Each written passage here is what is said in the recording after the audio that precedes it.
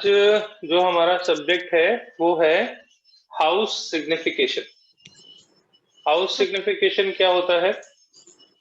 House signification का मतलब है कौन से हाउस का रिजल्ट कौन देगा। आप लोग पत्री देखते हो, पत्री में 12 खाने देखते हो, 12 खानों में किसी में नंबर कुछ लिखा है, प्लैनेट कुछ लिखा है, और आपने ये सारा अब तक समझ लिया कि पहला हाउस क्या देता है, दूसरा हाउस क्या देता है, तीसरा हाउस क्या देता है। वो एक मोटा मोटा बेसिक आइडिया आप लोगों को हो गया है ना। बाकी तो धीरे धीरे करके प्रैक्टिस से बात बनेगी।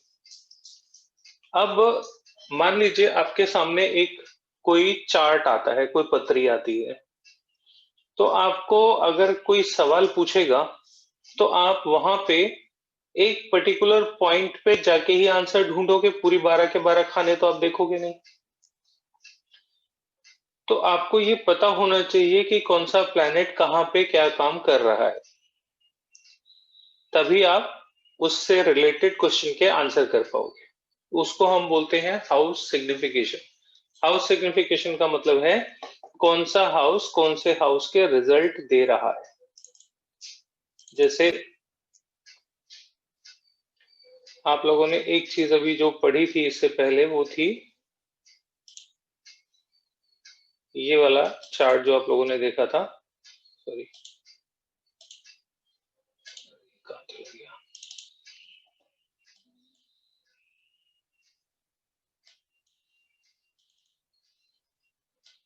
ये होते हैं हमारे हाउसेस, है ना। हाउसेस में 1 2 3 4 करके ये 12 तक के सारे नंबर्स लिखे हुए हैं। तो ये हमें क्या बताते हैं कि ये पहला हाउस है, ये दूसरा हाउस है, ये तीसरा हाउस है, ये चौथा हाउस है। आओ जी, welcome. Pallavi is there. Thank you sir. ठीक है, अब इस पूरे चार्ट में हमें ये देखना होगा कि कौन से हाउस का काम कौन कर रहा है। तो जैसे मान लीजिए अब हमें ये देखना है कि शादी, कोई क्वेश्चन आया, जो सबसे ज्यादा कॉमन क्वेश्चन आते हैं वो शादी से रिलेटेड आते हैं, संतान से रिलेटेड आते हैं, प्रोफेशन से रिलेटेड आते हैं। ये 3 4 मेन हमारी लाइफ के पंगे हैं जिनके सबसे ज्यादा क्वेश्चन आते हैं। किसी ने आपसे शादी के लिए क्वेश्चन पूछा कि जी बताओ शादी कब होगी, तो शादी के लिए मेन हाउस कौन सा है? 7th house. ठीक है, हम एक बार को जस्ट एक समझने के पॉइंट ऑफ व्यू से ये मान लेते हैं कि ये हाउस भी यही है और यहाँ पे जोडिएक भी यही है, क्योंकि कोई तो पत्री ऐसी भी होगी जिसमें ये दोनों कॉमन होंगे, है ना। ये पहला हाउस है और ये राशि नंबर या जोडिएक नंबर 1 ही है। जो हाउस नंबर है वही जोडिएक नंबर है। अच्छा, राशियां जितनी भी आप लोगों ने ये याद पढ़ी है ना, इनको सबको नंबर्स में ही याद रखना। 7वीं राशि, 8वीं राशि, 9वीं राशि, 10वीं राशि, ऐसे करके नंबर से ही याद रखना। क्यों? क्योंकि दुनिया भर में जितने भी सॉफ्टवेयर, उनमें से किसी में भी राशियों के नाम नहीं लिखे होते, हर जगह नंबर लिखे होते हैं। आप कोई भी सॉफ्टवेयर खोलोगे तो उस सॉफ्टवेयर में राशि का नाम होगा या नंबर होगा, सिर्फ नंबर मिलेगा, नाम नहीं मिलेगा। ठीक है, तो आप नंबर से ही याद रखना। 7वीं राशि कौन सी है? तुला है, लिब्रा है, वो आपको याद होना चाहिए। लेकिन जब आप बोलोगे तो क्या बोलोगे? 7वीं राशि, 8वीं राशि, 9वीं राशि, 10वीं राशि। ठीक है, वो अंडरस्टूड है कि 10वीं राशि है तो शनि की बात कर रहे हैं। यहाँ पे ये 7th हाउस है। ठीक है, एक बार को हम मान लेते हैं कि ये 7th हाउस भी है और इस हाउस में राशि भी 7th ही है प्रैक्टिस के लिए। तो शादी के लिए रिस्पॉन्सिबल कौन सा प्लैनेट होगा, ये मैं पूछना चाहता हूं। तो जो 7वीं राशि है उसका जो लॉर्ड या मालिक होगा, लॉर्ड और मालिक एक ही बात है, ठीक है, ओनरशिप है उसके पास। तो 7th राशि का जो लॉर्ड होगा वही तो शादी कराएगा, वीनस जो भी है। ठीक है ना, इस पत्री में वो वीनस है। 10वीं राशि 10वें हाउस में बैठी है, तो कर्म स्थान ये हो गया। तो पत्री में कर्म को देखना होगा कि ये इंसान कौन से कर्म करेगा, तो हम किससे देखेंगे? शनि से देखेंगे। ठीक है, क्यों? क्योंकि शनि इस हाउस के रिजल्ट देगा, क्योंकि ये उसका अपना घर है। ठीक है, ये 11वां हाउस, 11वीं राशि, ये भी शनि की है। तो शनि कौन, इस पत्री में अगर हम देखें तो शनि कौन कौन से 2 हाउसेस के रिजल्ट दे रहा है? एक 10th हाउस के और एक 11th हाउस के। अच्छा, अब मैं आपसे पूछूं कि इस पत्री में ये जो हमारे सामने लगी हुई है, इसमें मंगल कौन कौन से 2 हाउसेस के रिजल्ट दे रहा है? क्योंकि मंगल के पास ऑनरशिप कितने हाउसेस की है? सिर्फ सूर्य और चंद्र के पास एक एक हाउस की राशि है। सूर्य और चंद्र के पास एक एक राशि है। ठीक है, कौन सी? 5 नंबर और 4 नंबर। सूर्य 5 नंबर और चंद्रमा 4 नंबर। चंद्रमा कर्क में और सूर्य लियो राशि में, सिंह राशि में अपने घर में होता है। ये 2 राशियां सूर्य और चंद्र की हैं, और सूर्य और चंद्र के पास यही 2 राशि है, मतलब एक एक दोनों के पास। ठीक है, लेकिन बाकी जितने प्लैनेट हैं उन सबके पास मैंने क्या बताया था? सबके पास 2-2 राशियां हैं। ठीक है, अब इस पत्री में आप लोग देखो, अगर मैं आपसे ये पूछूं कि इस पत्री में मंगल कौन कौन से हाउसेस के रिजल्ट देगा, तो पहले तो मंगल की ओनरशिप याद करो, नकल कर लो अभी फिलहाल, अगर आपके पास नोट्स में लिखा हुआ है तो। मंगल के पास ओनरशिप कौन कौन से 2 जोडिएक की है? एरीज और स्कॉर्पियन। ठीक है, एरीज कौन सी राशि हो गई? 1 नंबर। 1 and 8। तो इस पत्री में मंगल कौन कौन से हाउसेस के रिजल्ट दे रहा है? 1 और 8। 1 और 8 के। वीनस किस किस के दे रहा है? वीनस दे रहा है 2 और 7। 2 और 7। ठीक है, मरकरी किसके दे रहा है? मर्क्यूरी देगा 3 और 6। 3 और 6 के। ठीक है, कर्क राशि के कौन दे रहा है रिजल्ट? 4 नंबर। मून दे रहा है। ठीक है, सूर्य कौन से हाउस के रिजल्ट देगा? 5 के। इस तरीके से सारे प्लैनेट, शनि कौन कौन से हाउसेस के देगा? 10 और 11। 10 11। ठीक है, और जुपिटर किस किस के देगा? 9 और 12। 9 और 12 के। ठीक है, ये आसान था क्योंकि ये काल पुरुष की कुंडली है, इसको हम बोलते हैं काल पुरुष की कुंडली। काल पुरुष की कुंडली का मतलब हो गया ये बेसिक है। ठीक है, और बॉडी पार्ट के हिसाब से फर्स्ट हाउस हमारा हेड, सेकेंड हाउस, ध्यान से सुनना, मैं राशि नहीं बोल रहा, मैं हाउस बोल रहा हूं। अगर कोई आपके पास आता है तो उसने मान लीजिए बोला कि मेरा सर भारी भारी रहता। ठीक है, तो आपने सबसे पहले क्या देखना है? सर का हिस्सा। पत्री में सर का हिस्सा कौन सा है? ये एक थोड़ा सा इमेजिन करो, एक इसको ह्यूमन बॉडी समझो पूरा।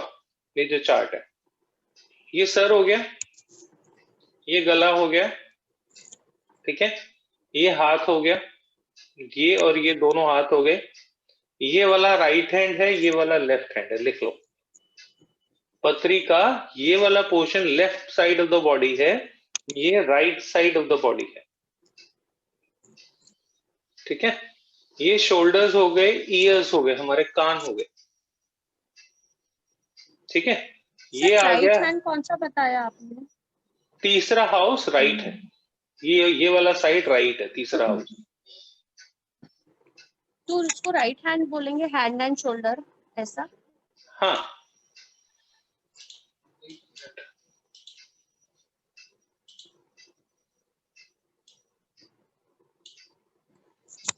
और ईयर्स भी?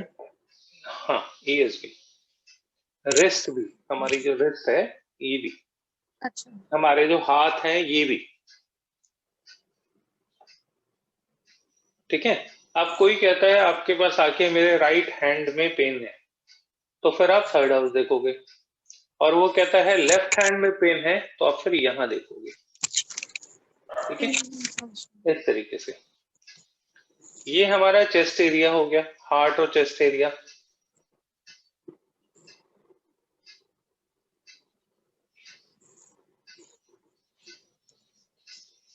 ये नाभि से ऊपर का पेट, पांचवा। वैसे इसको फोर्थ पूरा हाउस पेट ही दिस गिनते हैं। हाँ, chest, chest area. Fourth house chest. Heart, heart और लंग्स दोनों आ गए उसमें, है ना।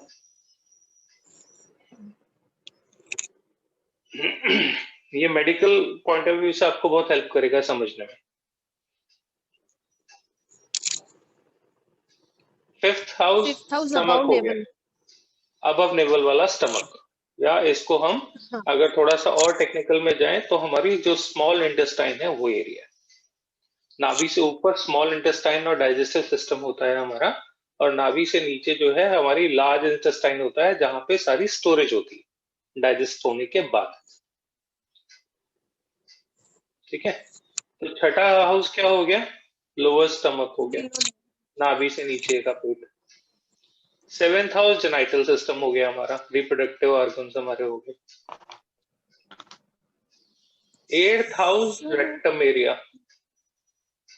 सर आपने सेवेंथ हाउस कमर बताई थी और एट्थ हाउस कमर कमर से नीचे कमर कमर जेनिटल। और कमर से नीचे का, कमर और कमर से शुरू होता है, जो बेल्ट एरिया होता है वहां से शुरू होता है, और फ्रंटल जेनाइटल एरिया उसमें आता है।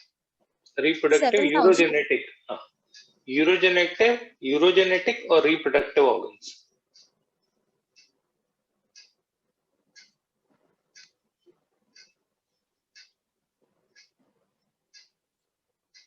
ठीक है, एट्थ हाउस जो होता है वो रेक्टम एरिया है, बैक साइड।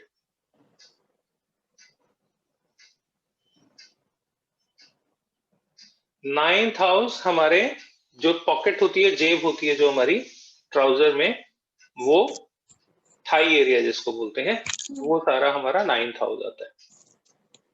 ठीक है, घुटने जो आते हैं वो टेंथ हाउस है, जो नी जॉइंट्स हैं हमारे वो टेंथ हाउस है।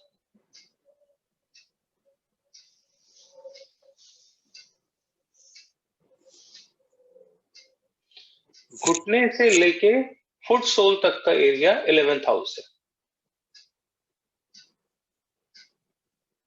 अभी वो लेफ्ट राइट में आओगे तो फिर अलग अलग हो जाएगा,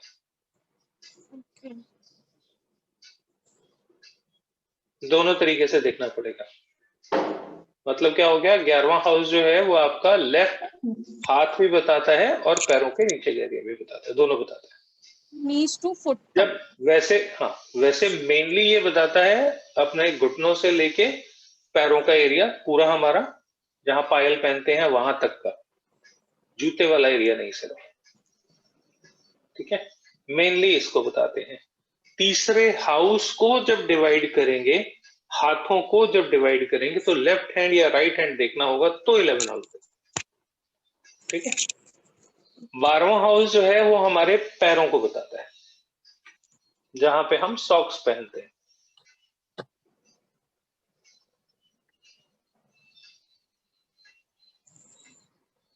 ठीक है, इस तरीके से ये 12 के 12 हाउसेस होते हैं।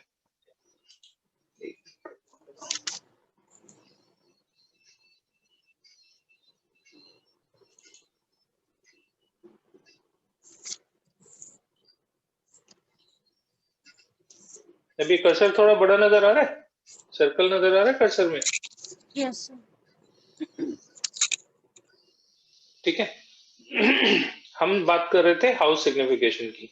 ये एक ह्यूमन बॉडी होगी ना पूरी, अगर आप ध्यान से देखो तो पूरा इस तरीके से चलता है। बॉडी का पार्ट यही आएगा। अगर आपने गले की प्रॉब्लम देखनी है तो आप सेकेंड हाउस ही देखोगे,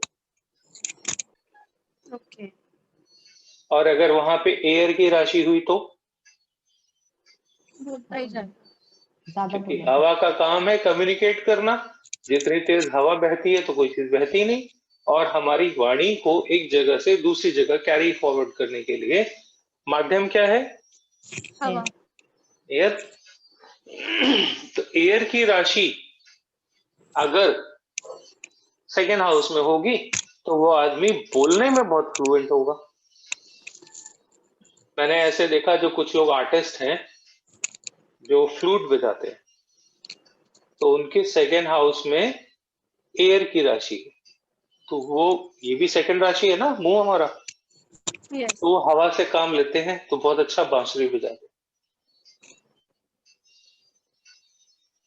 बोलना जरूरी, वो अपनी वाणी उसकी क्या है, बांसुरी है आर्टिस्ट की। अगर मान लीजिए उसका प्रोफेशन अच्छा है, तो आप किस तरीके का इंस्ट्रूमेंट बजाओगे वो भी इस तरीके से देखा जा सकता है, या किसमें आप अच्छे हो सकते हो। अगर यहाँ पे जल की राशि आप बांसुरी अच्छी नहीं बजा पाओगे, कभी नहीं बजेगी, लगे रहो जितना मर्जी लगे रहो। पत्री कैसे कैसे क्या क्या चीजें धीरे धीरे डिकोड करेगी आपके सामने, वो समझा रहा हूं। ठीक है, यहाँ पे राशि के एलिमेंट का क्या वैल्यू है वो बताया। तो हर हाउस में एक कोई पर्टिकुलर राशि और उस राशि का एलिमेंट होगा। इन दो चीजों के कॉम्बो से उस हाउस को समझने में आपको हेल्प मिलेगी। ठीक है, अब यहां पे अगर फायर की राशि हो सेकेंड हाउस में तो क्या होगा?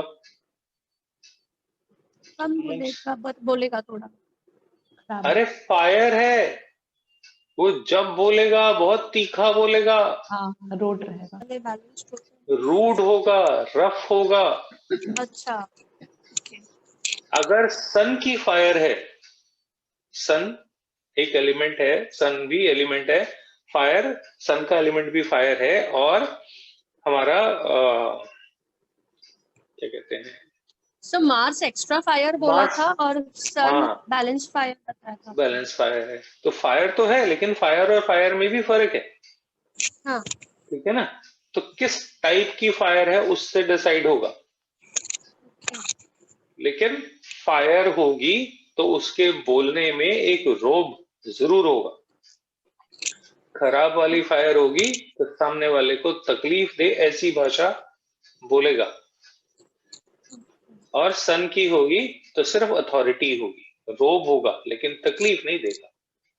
अब कुछ लोगों को अथॉरिटी मानने में भी तकलीफ होती है, वो एक अलग कहानी है।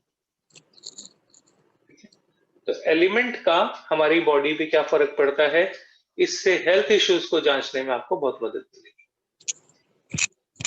ठीक है, तो इस तरीके से ये हो गए हमारे 12 हाउसेस। ठीक है, अब ये तो पत्री यहां से एक नंबर से ही शुरू हो रही है, लेकिन पत्रियां एक नंबर से तो शुरू होती नहीं, सबकी अलग अलग नंबर से शुरू होती हैं। किसी की 2 से होंगी, किसी की 3 से होंगी, किसी की 4 से होंगी। तो उसको हम कैसे चेक करेंगे, सिग्निफिकेशन कैसे चेक करेंगे वो बता दो। प्रैक्टिस के लिए आज आप लोगों से एक चार्ट की मैं प्रैक्टिस आप लोगों से करवा रहा हूं।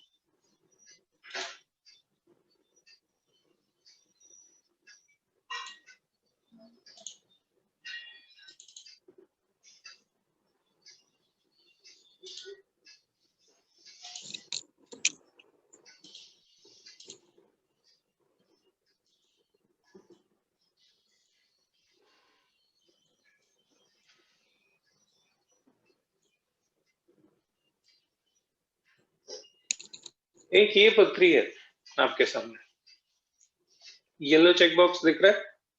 यस। ठीक है, अब ये पत्री 7 नंबर से शुरू हो रही है। ओके, तो बना लेते हैं। बना लो, वैसे तो यहाँ बनी हुई है, कॉन्सेप्ट समझ लो, वो ज्यादा इंपॉर्टेंट है।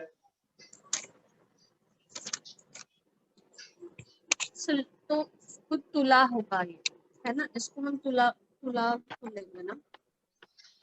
हाँ, तुला लगन की पत्री है। इसको ऐसी जो भी पत्री आएगी तो यहाँ पे जो नंबर लिखा होगा हम बोलेंगे ये इस लगन की पत्री है। ओके, ठीक है, जैसे वहां पे 1 नंबर लिखा था तो वो मेष लगन की पत्री थी, ये तुला लगन की पत्री है। ये पहला हाउस है तो बताता क्या है, मेरे बारे में बताता है। ठीक है, तो पहला हाउस क्या होता है, स्वभाव, मेरा भाव। ठीक है, स्व मतलब मेरा और भाव मतलब मेरा एक्सप्रेशन। तो मैं कैसा हूं ये पहले हाउस से पता लगता है। तो ये बैलेंस्ड होगा ऐसे आपने तुला राशि की। हाँ, वो तुला राशि के गुण उसमें आए 100% आएंगे। अच्छा, हमारा क्या टॉपिक था? वो ये कि अगर मैं आप लोगों से जिससे पूछूंगा वही सिर्फ आंसर करेगा। ये कौन पेपर पलट रहा है? बहुत ज्यादा बड़ी आवाज आ रही है। पेपर बाद में पलट लेना, पहले सुन लो, याद कर लो, नोट करने की जरूरत नहीं पड़ेगी। मेरा पढ़ाने से नोट्स बनाने का कोई बहुत ज्यादा रिश्ता है नहीं, याद करा दूंगा वैसे ही। इस पत्री में मैं पल्लवी कहाँ गई? पल्लवी नहीं है? Yes sir. वीडियो तो नहीं आ रहा उसका। चलिए, आप बताओ भावना जी, ऑडियो ऑन करो अपना। Yes yes sir. इस पत्री में सन कौन कौन से हाउसेस के रिजल्ट देगा?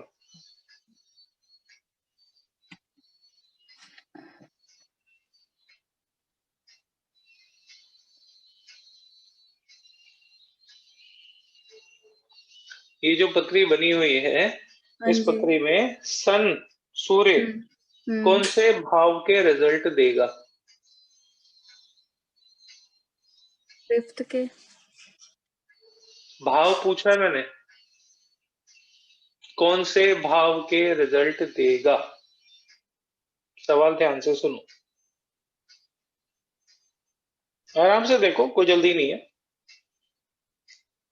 लेकिन बताओ सही, गलत मत बताओ।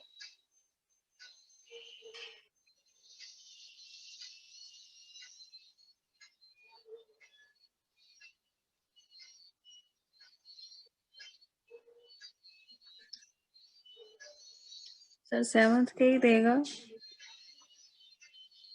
सेवंथ के भाव की पत्री स्टार्ट हो रही है। सूर्य कौन फर्स्ट से नंबर भाव के रिजल्ट देगा?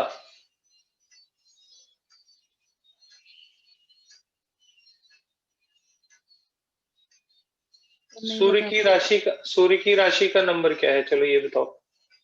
5 नंबर है सर, लियो। 5 नंबर कहाँ लिखा है? सर इधर ये शोल्डर वाले इधर। अरे हाउस का नंबर बताओ भाई। सर 5 नंबर तो इधर ये 11वें नंबर पे लिखा है। 11वें हाउस पे। तो 11वां बोलो ना। इधर ही है, कहाँ रोहिणी जी आया हुआ है? पर शनि की जो 11वें नंबर की अरे नहीं राशि है भाई, तो शनि से कोई वास्ता नहीं, शनि से कोई वास्ता नहीं। वो जो पिछला दिखाया था उसको भूल जाओ, ये अलग पत्री है। जी सूर्य का अपना जो घर, सूर्य ने अपना जो घर बनाया वो 11वें हाउस में बनाया, क्योंकि 11वें हाउस में सूर्य के 5 नंबर लिखा है। तो जी सूर्य कौन से भाव के रिजल्ट देगा? फिर पूछ रहा हूँ, 1 मिनट रुकना बेटा। सर सूर्य 11वें भाव के रिजल्ट देगा। हाँ ठीक है, समझ में आ गया क्यों? क्योंकि वो 11वें जो सूर्य का भाव है वो 11वें हाउस में बैठा है। सूर्य की राशि, जी जी ठीक है। अच्छा, जी। मून कौन से, अभी आप ही बताओ भावना जी, हाँ मून जी। कौन से हाउस के रिजल्ट देगा? मून सर 4 नंबर बैठा है यहाँ पे।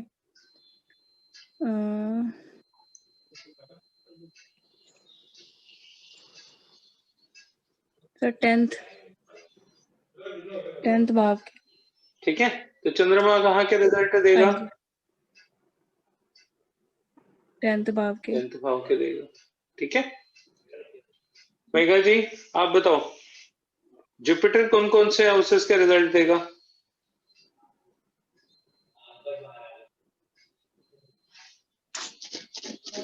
थर्ड हाउस एंड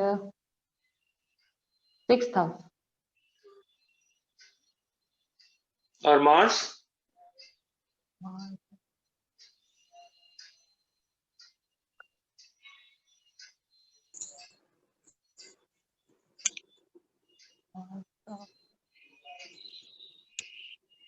अरे नकल कर लो, नहीं तो याद नहीं है नकल सर। अलाउ है।